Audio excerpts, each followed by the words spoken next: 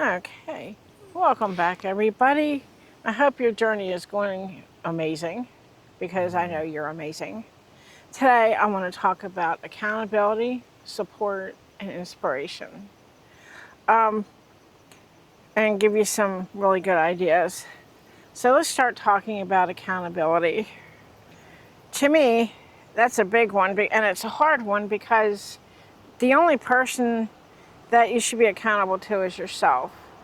And we have so much going on right now that we've like fallen off the wagon and not holding ourselves accountable for eating, exercising, and just taking emotional breaks.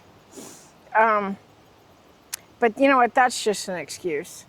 There's just silly. You can always say things to people that of what they want to hear if you're trying to get someone to hold you accountable, and you can do that until the moon and back. But at the end of the day, you're the only one that should be accountable to you. You're accountable for what you eat, what you exercise, and getting it done. You can tell people you're getting it done and just say it, but if you're not, it's not going to really mean much. And on to support. I basically have a great support system. It could be your friends, it could be coaches, even online. There's like chat groups and things and podcasts that you can listen to.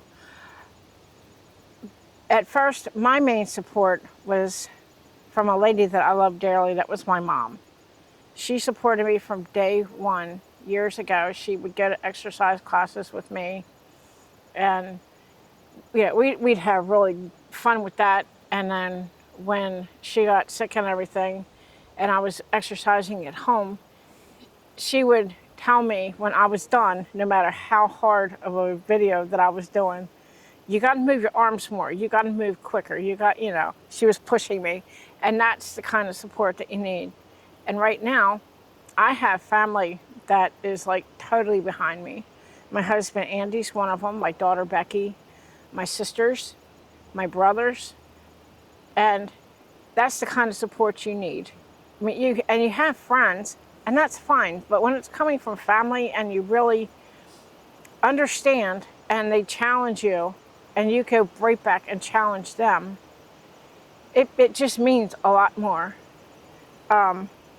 It just does. And I've made bets with my brothers for steak dinners and other things to see who can lose the most weight. And I won a steak dinner because I totally lost a lot more than my brother did. But I mean, and that's all fun and fun. That's always the best way to do it is someone's challenge, And I am just like so grateful and so blessed that I have that support system. Now, the inspiration can come in many forms. What I like to do is when I have my house and I'm working out, I take a special outfit that I want to wear and I hang it up in front of me, and I work really, really hard on that. I have quotes that I have hanging up, pushing me to go forward, and just pictures. I have a picture of me that was horrible at 310 pounds that I never ever want to go back to. And the one thing that's really hard not to do is to build yourself up to something that you want to be like and see like when you're exercising, you're doing a video and you see all these real skinny people with flat tummies. Well, you know what? If you lose a lot of weight like I did, you're not going to have a flat belly. You're not going to have the tight skin. You're going to have like saggy skin and a little bit of flab. But you know what? That's okay too, because then you got to dig deep down inside yourself and just say, I'm doing the best I can. I'm healthy. And that's just the way it's going to be. Yes, I'm upset about it. that I have saggy skin because I never ever really dreamed that I ever would. But you know what? I'm like seriously healthy, 180 pounds down. How's that one, Andy? Excellent. Very proud of you. Thank you. Ask yourself 3 questions when you start your journey or during your journey. Do I want to change? Am I really ready to do that? And if you can't answer yes to both of those questions, you might be setting yourself up just like any other thing, quitting cigarettes or just eating fatty foods or anything. If you say think I'm ready, think really, really hard because you might just be setting yourself up to fail. And that's another thing. Do I want to get rid of my bad habits? Ask yourself that. Am I ready to get rid of them? If you can answer yes to all of that deep down, I mean seriously deep down thinking about it, then you're ready. Another one, and the hardest, is the expectation of yourself. Like I said, my expectation was not thin supermodel, but just very pretty, skinny, size 6. That ain't, you know what? I'm 65 years old. That ain't going to happen.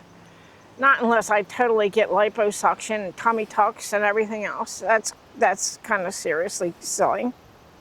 But like I said, I overthought it, and that's just the way that I am, and you just don't do that.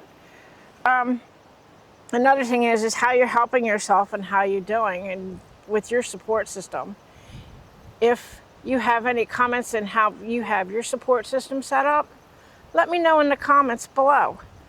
Let me know if you need any kind of questions answered or anything.